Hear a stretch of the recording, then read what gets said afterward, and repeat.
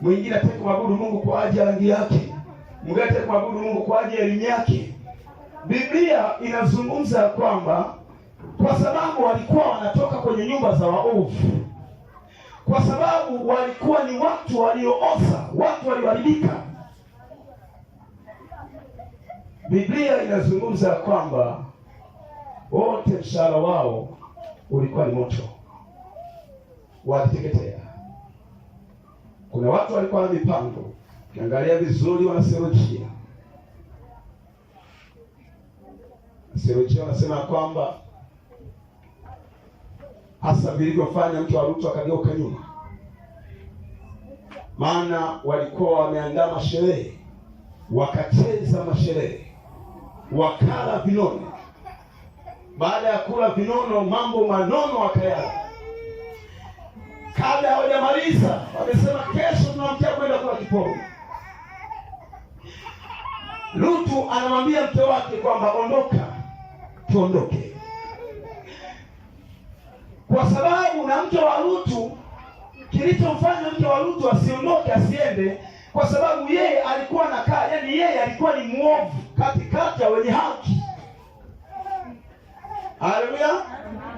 Kwa alikuwa anataka kupata, yaani ina maana alikuwa anataka kupata lift. Ile ilikuwa ni lift, alikuwa anataka kupata lift ya Lutu.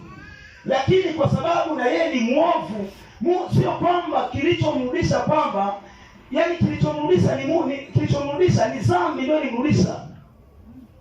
Alitamani kwenda kama mwenye haki, lakini kwenda mbele hakukuwezekana. Haleluya. Alitamani kutembea kwa sababu si alikuwa katikati ya wenye haki. Amekaa kwenye ukoo wenye haki, amekaa kwenye jamii wenye haki. Kwa hiyo akatamani kutembea kwamba hata mimi nitembee, lakini ile asili ilimshika, ikamng'ang'ania, ikamwambia rudi nyuma. Alafu wenye haki walizidi kusonga mbele, hawakuwa na habari ya nyuma. Haleluya. Wenye haki, licha kuwa baba alikuwa akiteketea, mama alikuwa akiteketea, miti ilikuwa ikiteketea, wenye haki walisonga kwenda mbele.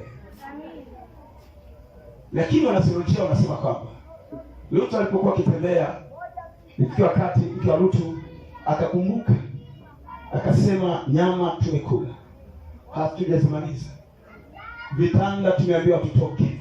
Uovu na kazi ya uovu hivyo. Vitanda mbona tujaambiwa tutoke navyo? Masanduku, matandiko, mbona hatujaambiwa tutoke navyo? Ina maana kweli Mungu na vile hata vihurumia. Lakini wenye haki walikuwa hawawazi.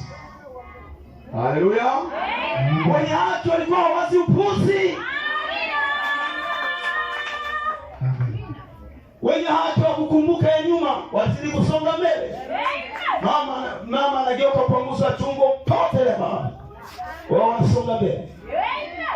Haleluya. Amen. Haleluya. Amen. Watu wakateketea, watu wakaharibika, miji ikasambaa, wasomi na walembo wakaisha. Tumikieni Mungu, watu wa Mungu. Haleluya. Mtumikie Mungu. Wewe sio mzuri wa kuacha kumwabudu Mungu. Wewe ni vumbi tu. Haleluya. Kuna elimu ya kukufanya usimwabudu Mungu. Kuna fashion ya kukufanya usimwabudu Mungu. Wewe ni pumba tu na ujinga mwingi. Twende kitabu cha Yeremia 5 mstari wa 7. 5 mstari wa kwanza.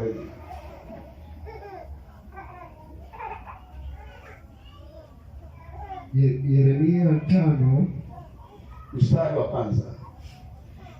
Yeremia 5 mstari wa kwanza, maandiko yanasema, ndio, pigeni mbio huku na huku katika njia za Yerusalemu, ndio, mkaone sasa, na kujua na kutafuta katika viwanja vyake, ndio, kwamba mwaweza kumpata mtu mmoja, kwamba yuko mtu mmoja awaye yote atendaye kwa haki. Shika hapo. Shika hapo hapo, kamanda wa Kristo.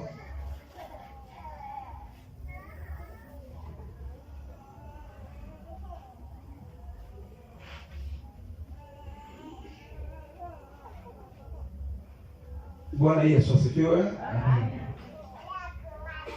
Biblia inasema kwamba hili ni neno la Bwana linamwambia Yeremia kwamba piga mbio, nenda katafute kwenye mji wa watu wenye akili timamu. Mji katafute kwenye mji kama yumo mtu mwenye akili timamu, ili niweze kuponya mji huo. Nenda katafute ndani ya kanisa mtu mwenye akili timamu, ili niweze kuliponya kanisa hilo. Mungu anamwambia Yeremia kama mchungaji, nenda katafute kwenye ukoo mtu mwenye akili timamu, mwenye kunitumikia mimi kwa nguvu, ili uponye ukoo huo, ukoo ulioharibiwa, ukoo unaopitia kwenye mateso, magonjwa, misukosuko. Bwana anasema tafuta kwenye ukoo, ni nani aliye mkamilifu, ni nani anayemtumikia mimi kwa hofu, ili niweze kuponya ukoo huo. Huyo Mungu wa binti ni Kristo. Wewe nimetoka mbali. Wewe umetoka Mwanza sana, umetoka Mwanza. Simama, ulitoka Mwanza. Wewe umetoka Mwanza, lakini mbona wewe una habari yake? Unasemaje? Tuasa tupeke makio.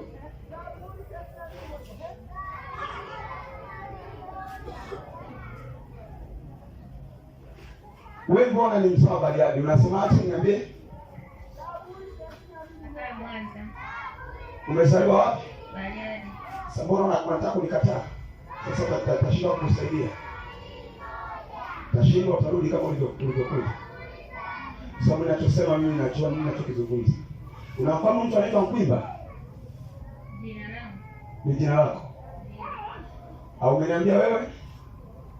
Umeniambia kama unaitwa Mkwimba? Mbona jina lile moja likataa?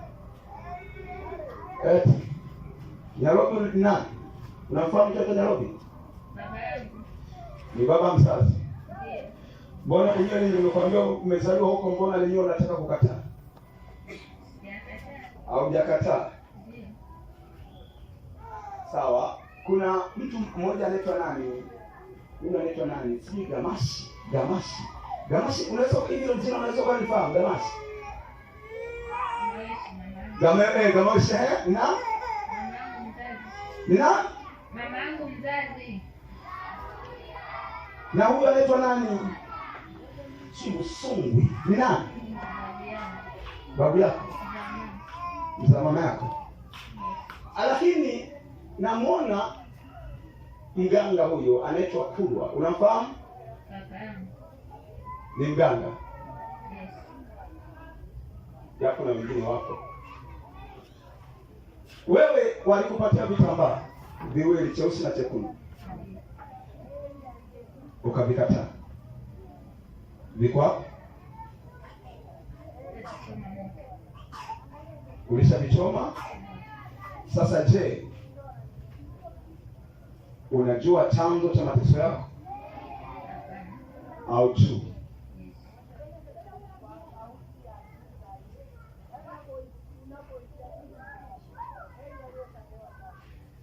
Chanzo cha mateso yako mizimu ya mzee Busungu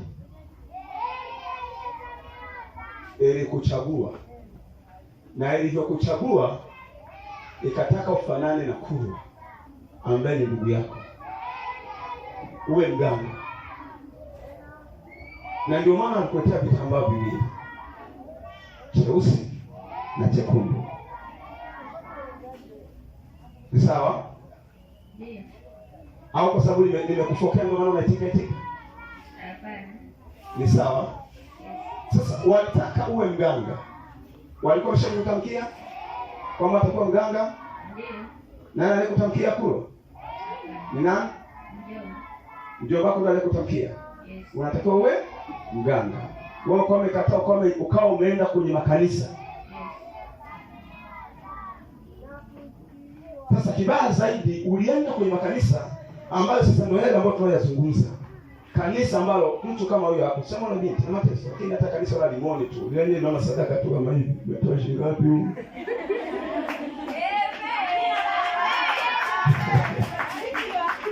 Sasa mtu kama huyo kweli, mateso hivi ni kuchungulia tu vikapu. Na hayo ndio yanayotusababisha hata sisi wanatutukana. Tukianzisha makanisa tunaitwa na sisi ni matapeli. Tukianzisha makanisa sisi ni wezi. Hawa ni wezi wanataka hela.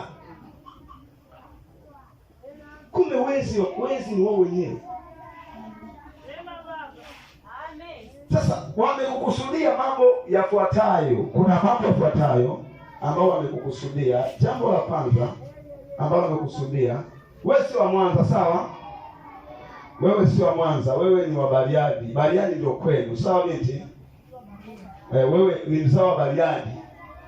Japo safari unasema umetokea Mwanza, si sawa?